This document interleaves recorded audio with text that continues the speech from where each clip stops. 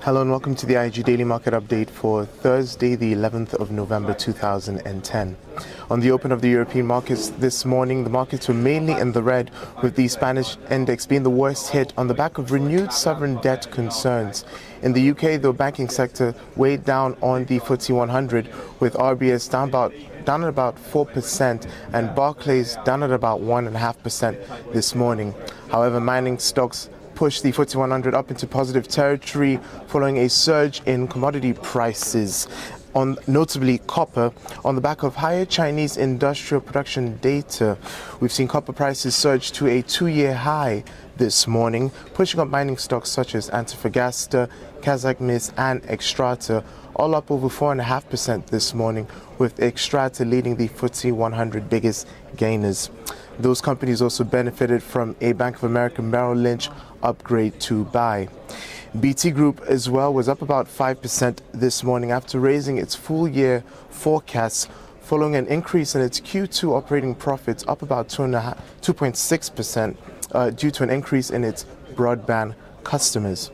Over to the US, though, the US stock index futures are pointing to a lower open, and this was after Cisco, the technology company, yesterday posted Q1 sales and profits which were far below analyst expectations and gave a dismal revenue outlook, with their CEO cautioning of short-term challenges in Europe and concerns over public sector spending.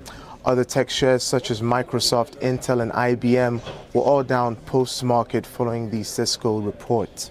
The Dow closed up about 10 points at 113.57 last night as investors picked up gains in the financial sector.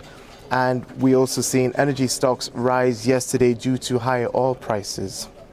The aviation sector took a hit yesterday in the US as well after Boeing shares were down about 3% at the close, as the company was forced to suspend test flights of its 787 Dreamliner when fire broke out on one of its flights yesterday. We've also seen Rolls-Royce over the last few days being hit by an engine exploding in Qantas, and also technical problems on Qantas Airlines. And so we are seeing the aviation sector in the limelight over these next few days.